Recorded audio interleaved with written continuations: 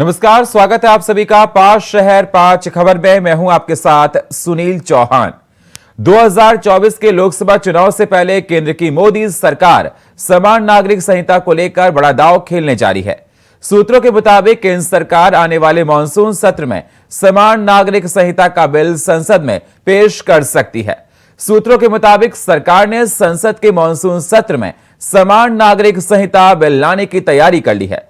समान नागरिक संहिता कानून संबंधी बिल संसदीय समिति को भी भेजा जा सकता है। समान नागरिक संहिता को लेकर सांसदों की राय जानने के लिए संसदीय स्थायी समिति की 3 जुलाई को बैठक बुलाई गई है। इस मुद्दे पर विधि आयोग, कानूनी मामलों के विभाग और विधायी विभाग के प्रतिनिधियों को बुलाया गया है। 14 जून को विधि आयोग द्वारा समान नागरिक संहिता पर आम लोगों से सुझाव मांगने के मुद्दे पर इन तीनों विभागों के प्रतिनिधियों को बुलाया गया है। वहीं महाराष्ट्र के पूर्व सीएम उद्धव ठाकरे की party Shiv Sena uniform civil code का समर्थन कर सकती है। सूत्रों से यह जानकारी मिली है।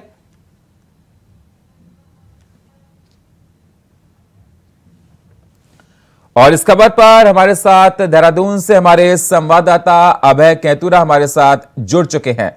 अभय, क्या कुछ अहम जानकारी, क्योंकि जिस प्रकार से देखा जाएगा यूनिफॉर्म सिविल कोड अगर लागू होगा तो सबसे पहले उत्तराखंड वो राज्य होगा, और ये देखा जा रहा है कि विपक्ष इस पर लगातार तमाम सवाल खड़े कर रहा है और मॉनसून सत्र में इस बिल को लाने की तैयारी कर रही है सरकार। क्या कुछ अहम जानकारी इस बिल को लेकर? अभय, बिल्कुल ये कह सकते हैं कि उत्तराखंड सरकार ने जो वायदा किया था उस वायदा को पूरा करने की दहलीज पर सूबे की जो धामी सरकार है वो पहुंच चुकी है।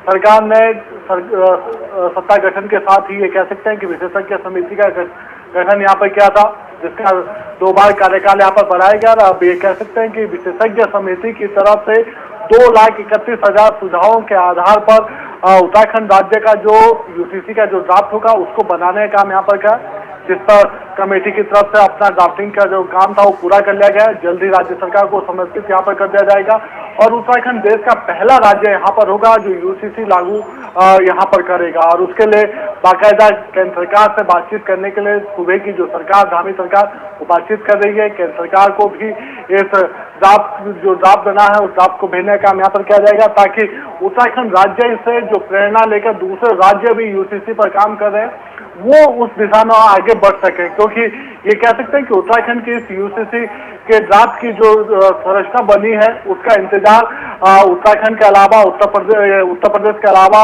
गुजरात और मध्य प्रदेश जैसे बड़े राज्य भी यहाँ पर कर रहे हैं, जिन्होंने यूसीसी लागू करने की बात यहाँ पर कही थी। सभी लोगों को इंतजार इस बात का था कि उत्तराखंड राज्य का जो ड्राफ्ट होगा वो कैसा होगा। और अभी भी ये कह सकते हैं कि उत्तराखंड राज्य ने जो ड्राफ्ट बनाया उसको लेकर धामी सरकार आश्वस्त है कि संविधान के जो धाराएं हैं, संविधान के जो अधिकार है उनके अनुरूप ये ड्राफ्ट होगा और उत्तराखंड राज्य के हित का ये ड्राफ्ट होगा। जी बिल्कुल अभय, जिस प्रकार से देखा जा रहा है कि यूनिफॉर्म सिविल कोड को बता रहे हैं कि आप उत्तराखंड के हितकारी होगा, मैं आपसे जानना चाहता हूं, लगातार विपक्ष यूनिफॉर्म सिविल कोड पर तमाम सवाल खड़े करता है और देखा जा रहा है कि तमाम विपक्ष दल इसका विरोध भी कर रहे हैं। उत्तराखंड से क्या विरोध के सुर किस प्रकार से निकल कर आ रहे हैं, और अगर यूनिफॉर्म सिविल कोड उत्तराखंड में लागू हो जाता है तो उत्तराखंड की आवाम को क्या इस यूनिफॉर्म सिविल कोड से क्या फायदा मिलेगा? बिल्कुल, अगर उत्तराखंड में देखा जाए तो इस यूनिफॉर्म सिविल कोड के लागू होने से सबसे बड़ा फायदा उत्तराखंड की उन बेटियों को होगा, पहाड़ की उन बेटियों को होगा जो ये कह सकते हैं कि कम रूम में शादी के बोझ के तले यहाँ पर दब जाया करती थी। क्योंकि उत्तराखंड दूरस्थ, ये कह सकते हैं पहाड़ी राज्य और उत्तराखंड के जो दूरस्थ क्षेत्र है वहाँ पर शिक्षा का जिस तरीके से अभाव होता है और शिक्षा के अभाव के चलते कह सकते हैं कि जो बाल विवाह जैसी प्रथाएं थी वो बड़ा सिर फैलाती यहाँ पर नजर आ रही थी। तो ऐसे में समझा जा सकता है कि यूसीसी का कानून जैसे ही लागू होगा तो जो महिलाओं की जो ये कह सकते हैं बालिकाओं की जो शादी की जो उम्र होगी उसको बढ़ाने का काम यहाँ पर किया जाएगा और ये उस दिशा में बड़ा सकारात्मक कदम कहा जा सकता है कि राज्य की जो धामी सरकार है जो बेटी पढ़ाओ बेटी बचाओ का नारा देती है उस नारे को और फलीभूत करती हुई नजर आएगी। इसके अलावा धार्मिक स्वतंत्रता के जो अधिकार है उनके साथ किसी भी प्रकार से खिलवाड़ नहीं होगा। लेकिन इतना जरूर कह सकते हैं कि राज्य में जो डेमोग्राफिकल जो चेंज आ रहा है, जियोग्राफिकल जो चेंज आ रहा है, उन सब पर विराम यहाँ पर लगता हुआ नजर आएगा। तो उत्तराखंड राज्य के लिहाज से देखा जाए तो उत्तराखंड राज्य बरकरार है। जी शुक्रिया हमारे साथ जुड़ने के लिए आपका। बीजेपी के राष्ट्रीय अध्यक्ष जगत प्रकाश नड्डा ने खरगोन में आम जनसभा को संबोधित किया। इस सभा में प्रधानमंत्री नरेंद्र मोदी के समर्थन में जमकर नारे लगे। इस अवसर पर नड्डा ने एक ओर अंतर्राष्ट्रीय स्तर पर पीएम मोदी के नेतृत्व में भारत की उपलब्धियों के बारे में बताया, तो वहीं दूसरी ओर कांग्रेस सहित समूचे विपक्ष को कटघरे में खड़ा कर दिया। उन्होंने प्रदेश कांग्रेस अध्यक्ष कमलनाथ पर भी जमकर हमला बोला है। तो आपको बता दें, भोपाल में आज दौरे पर थे जगत प्रकाश नड्डा, बीजेपी अध्यक्ष, और वहां पर जाकर विपक्ष पर जमकर बरसे। खरगोन में जनसभा को संबोधित किया। तस्वीरों में आप देख सकते हैं, एयरपोर्ट पर पहुंचते ही पहले भव्य स्वागत किया गया और पीएम मोदी की जनसभा में तारीफ की और कमलनाथ पर जमकर हमला बोला। आपको बता दें, मध्य प्रदेश में आने वाले समय विधानसभा चुनाव, जिसको देखते हुए हर पार्टी काफी एक्टिव नजर आ रही है। बीजेपी लगातार मध्य प्रदेश में अपने प्रोग्राम कर रही है, चाहे प्रधानमंत्री नरेंद्र मोदी की जनसभा हो, चाहे जेपी नड्डा की। तो लगातार बीजेपी काफी प्रोएक्टिव नजर आ रही है। और इस खबर पर हमारे साथ भोपाल से राजेश आर्य हमारे साथ लाइव जुड़ चुके। राजेश, आज जनसभा थी, जगत प्रकाश नड्डा ने जनसभा को संबोधित किया। उनके संबोधन की क्या महत्वपूर्ण बातें थी, सबसे पहले दर्शकों को ये बताइए आप। जी बिल्कुल, मैं आपको बता दूंगा। मैं जनता को संबोधित किया और जनता को संबोधित करने के बाद जो है कि उन्होंने अपने संबोधन में जमकर कांग्रेस पर निशाना साधा है। उन्होंने कमलनाथ पर सरकार पर निशाना साधते हुए उन्होंने कहा है कि जो कारगिल का जो चैप्टर था, कमलनाथ ने उनके बच्चों के सिलेबसों से गायब कर दिया था। इस तरीके का कृत्य जो है कि कमलनाथ ने किया है। आज आपको बता दें कि कांग्रेस की एक बड़ी नेता है विजय लक्ष्मी साधो, उनकी जो बहन है प्रतिमा साधो, उन्होंने कांग्रेस वो आज बीजेपी उन्होंने ज्वाइन करी है। और इसके बाद जो है कि उन्होंने इससे बड़ा बयान देते हुए कहा है कि अब जो है कि कांग्रेस का मध्य प्रदेश से पूरी तरीके से 2023 के आगामी चुनाव में पत्ता साफ कर देंगे। और वहीं हम आपको बता दें कि उन्होंने एक बड़ी सौगात भी जो है कि खरगोन के लोगों को दी है। उन्होंने कहा है कि यहाँ पर खरगोन में जो है कि मेडिकल कॉलेज बनाए जाएंगे। जिस तरीके से मध्य प्रदेश में लगातार बीजेपी सरकार ने मेडिकल कॉलेजों में बढ़ोतरी की है, पहले जो 6-7 थे आज जो 30 कॉलेज हो गए, वहीं और उसी की कड़ी में आज जो है कि उन्होंने कहा है कि खरगोन के भी अंदर मेडिकल कॉलेज की सौगात यहाँ के बच्चों को मिलेगी। साथ ही उन्होंने कहा है कि नवग्रह कॉरिडोर बनाया जाएगा, जिसके लिए 21 करोड़ रुपए की मंजूरी हो चुकी है। और तमाम जो हम बात करेंगे, जिस तरीके से लगातार आगामी चुनाव आते जा रहे हैं और उपस्थिति नेताओं की मध्य प्रदेश के अंदर देखी जा रही है, वो चाहे वो बीजेपी के नेता हो, चाहे वो कांग्रेस के नेता हो, जहाँ पर आरोप प्रत्यारोप की राजनीति चरम सीमा पर। राजेश, मैं आपसे ये भी जानना चाहता हूं, जिस प्रकार से आज जेपी नड्डा ने तमाम आरोप कांग्रेस पर लगाए, इस पर कांग्रेस की कोई प्रतिक्रिया निकल कर आई? कमलनाथ पर उन्होंने हमला बोला। हम आपको बता दें कि कांग्रेस का साफ तौर पर कहना है कि बेबुनियाद की जो है कि आरोप और प्रत्यारोप लगाने की आदत तो बीजेपी की है और जनता सब जानती है किस तरीके से उसमें भ्रष्टाचार आज जो हो रहा है।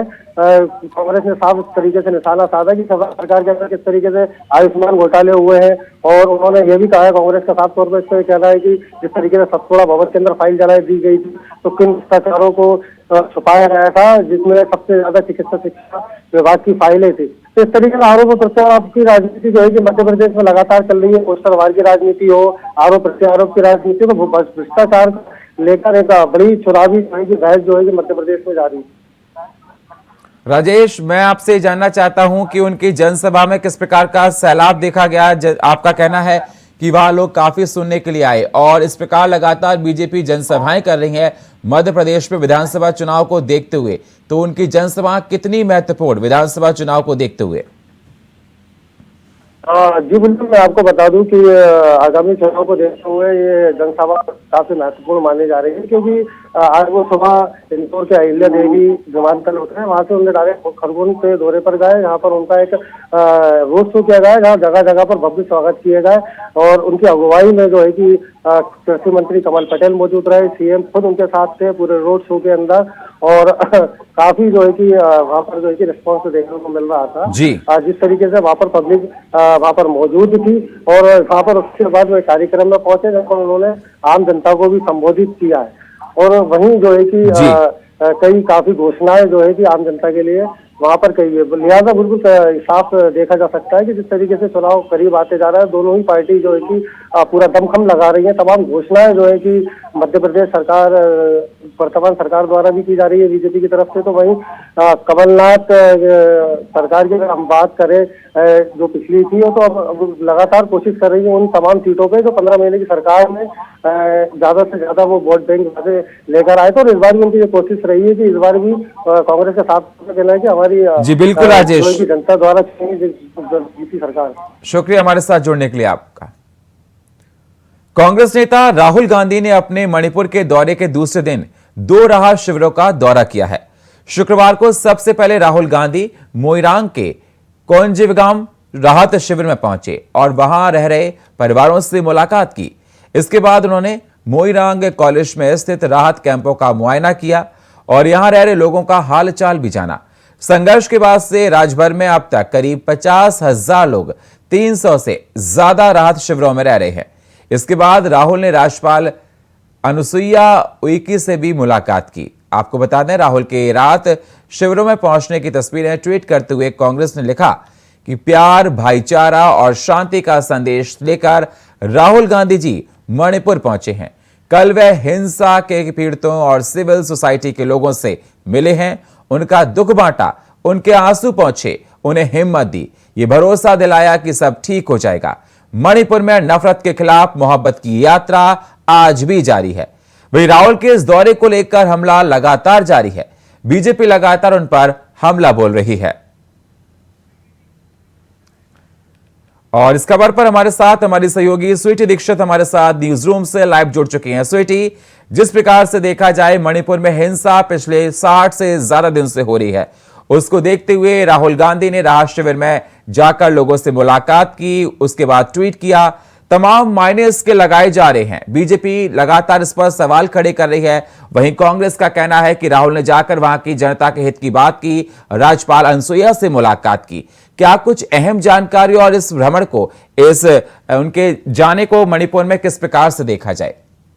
जी बिल्कुल, देखिए राहुल गांधी 2 दिवसीय मणिपुर दौरे पे और जिस तरीके से हालात सुनील 3 मई से बने हुए हैं वो काफी संवेदनशील हालात है। लगातार आगजनी हो रही है, पथराव हो रहे हैं, कई जगह हिंसा हो रही है, वो तस्वीरें भी लगातार निकल के सामने आ रही है। गुरुवार को भी यही दृश्य देखने को मिला और गुरुवार को पहला दिन था राहुल गांधी के इस दौरे पे, जब वो चूरा चांदपुर की तरफ रवाना हो रहे थे और उनको बीच में मणिपुर पुलिस ने रोक दिया। मणिपुर पुलिस ने सुरक्षा के हवालों को देखते हुए ये रोक दिया गया था। उस समय राहुल गांधी जो थे उनको आगे नहीं बढ़ने दिया था। आज उनका दूसरा दिन है। तमाम वो पीड़ित परिवारों से मुलाकात कर रहे हैं, उनसे बात कर रहे हैं, उनको सांत्वना दे रहे हैं कि सब कुछ ठीक हो जाएगा। इसके कई मायने निकाले जा रहे हैं। तो दूसरी तरफ देखिए बीजेपी लगातार हमलावर है राहुल गांधी पे। संबित पात्रा ने भी निशाना साधा है कि आखिर इस तरीके के हिंसा पूर्वक एरिया में क्यों दौरा ये अहम हो जाता है। और दूसरी तरफ देखिए कि असम के मुख्यमंत्री ने भी निशाना साधा है कि आखिर ये राजनीति, इसको क्यों राजनीति एंगल से देखा जा रहा है, इसको आखिर ये दौरा क्यों इतना खास हो जाता है। उन्होंने बोला है कि क्या आपके जाने से हिंसा रुक जाएगी? अगर रुक जाएगी तो बहुत अच्छी बात है, नहीं रुकेगी तो क्यों ये दौरा? 2 दिवसीय दौरे पर गुरुवार का दिन देखा था किस तरीके से रोक दिया था, आज शुक्रवार का दिन। और दूसरा एंगल ये निकल के सामने आ रहा है क्योंकि देखिए जो पहाड़ी इलाके, जो 7 सेक्टर्स है, वहां पे 2014 से पहले जो है कांग्रेस का गढ़ माना जा रहा था। हर तरफ जो है पहाड़ी इलाकों में जो है सिर्फ कांग्रेस की बोलबाला था। अब 2014 के बाद से कांग्रेस का नामो निशान खत्म होता हुआ नजर आ रहा है, या फिर यूं कह लीजिए एकदम से नामो निशान खत्म हो चुका है। और मणिपुर के जरिए ये 7 सेक्टर में एंट्री करने की कोशिश जो है पूर्वोत्तर राज्य में कोशिश करने की कांग्रेस कोशिश कर रही है। और इसी बीच मल्लिकार्जुन खड़गे का भी बयान निकल के सामने आया है। उन्होंने कहा है कि आखिर पीएम मोदी अपनी चुप्पी क्यों नहीं तोड़ रहे हैं, आखिर इतनी हिंसा हो रही है। एक तकरीबन 140 से ज्यादा लोगों की मौतें हो चुकी है, कई परिवार इस तरीके से मजबूर हो चुके हैं कि पलायन करना पड़ा है। पीड़ित परिवार, कई ऐसे राहत टेंट है जहां पे रुकने को मजबूर है, जिसकी तस्वीर निकल के सामने आ रही है कि राहुल गांधी किस तरीके से उनसे मुलाकात करें, सांत्वना दें, ट्वीट करें। इस बार उन्होंने राज्यपाल से भी मुलाकात की थी। तो मायने काफी ज्यादा हैं इन सबके। 2 दिवसीय उनका ये दौरा है और लगातार देखिए बीजेपी जो है निशाना साध रही है राहुल गांधी पे। सुनील, शुक्रिया स्वीटी हमारे साथ जुड़ने के लिए आपका।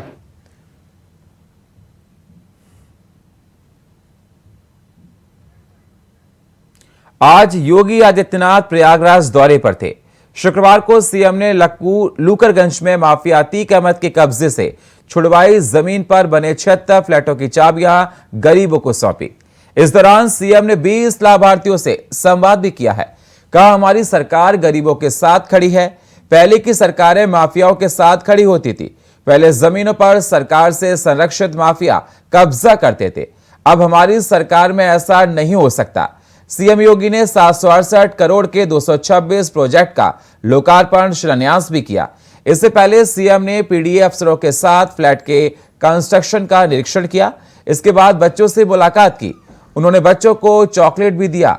इस दौरान सीएम के साथ डिप्टी सीएम केशव प्रसाद मौर्य और कैबिनेट मंत्री नंद गोपाल नंद ही मौजूद रहे। अतीक से छुड़वाई जमीन पर ये फ्लैट बने हैं।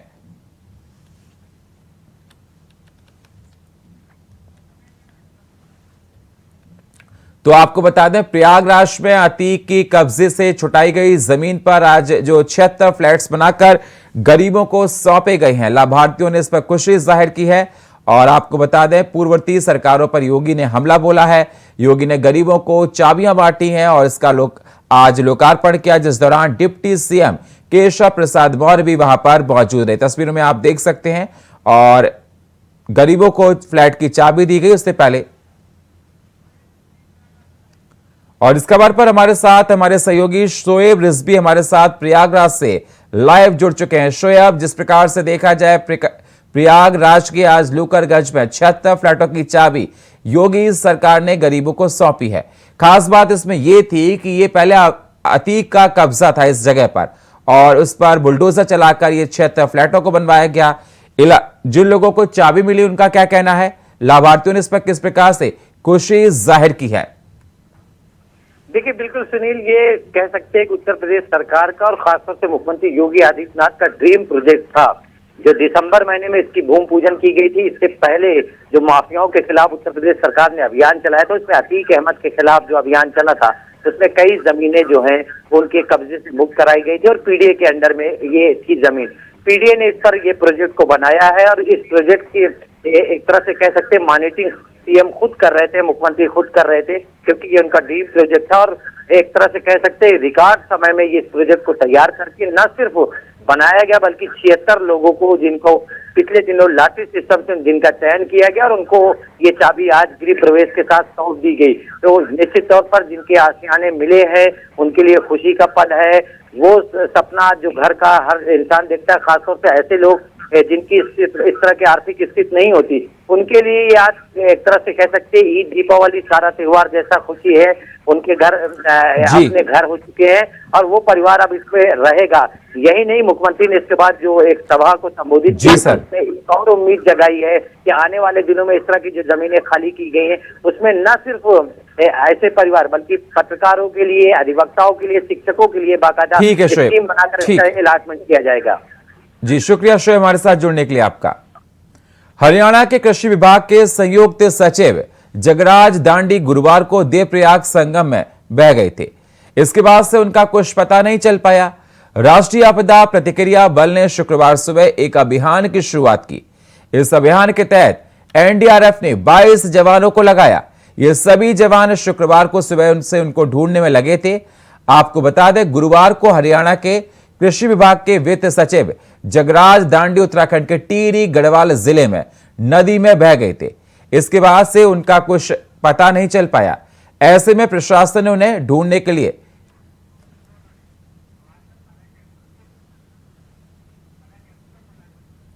और इस खबर पर हमारे साथ फोन लाइन पर देहरादून से हमारे संवाददाता अभय कैंतुरा हमारे साथ फोन लाइन पर जुड़ चुके हैं। अभय, क्या कुछ अहम जानकारी निकल कर आ रही है?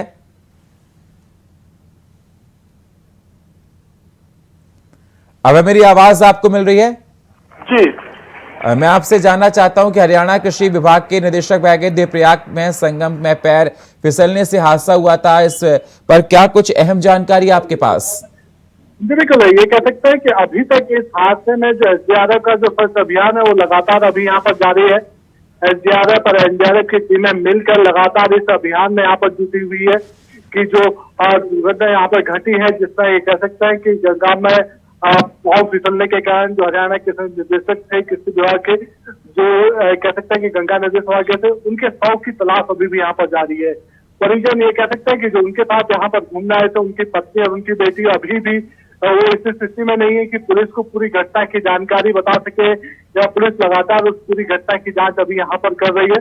लेकिन जो प्रत्यक्षदर्शियों का जो मानना है, उनका कहना है कि ये कह सकते हैं कि जो हरियाणा सरकार जो अधिकारी है वो यहाँ पर आए थे अपने परिवार के साथ यहाँ पर थे, और देवप्रयाग में जो संगम है वहां पर वो गंगा जी के किनारे नहाने का काम वहां पर कर रहे थे। अचानक उनका पांव फिसला और वो गंगा नदी में जा गिरे, जिसके बाद से अभी तक उनका कोई सुराग यहाँ पर नहीं लग पाया है। लेकिन जितना कहा जा सकता है कि जिस स्थान पर ये लोग नहा रहे थे, लोग वहां पर ये कह सकते हैं कि थोड़ी दूरी बनाए रखते हैं संगम तट पर, ताकि किसी प्रकार से दुर्घटना वहां पर न घट सके। लेकिन ये अचानक से घटना वहां पर घटी, जिसके बाद से वहां पर कह सकते हैं कि हड़कंप का माहौल वहां पर मच गया और लोग चीख चिल्लाने वहां पर लगे। लेकिन संगम तट पर गंगा नदी का बहाव बहुत तेज था, जिसके चलते कह सकते हैं कि जो डांगी जी यहाँ पर किसी अधिकारी वो यहाँ पर नहीं मिल पाए। जी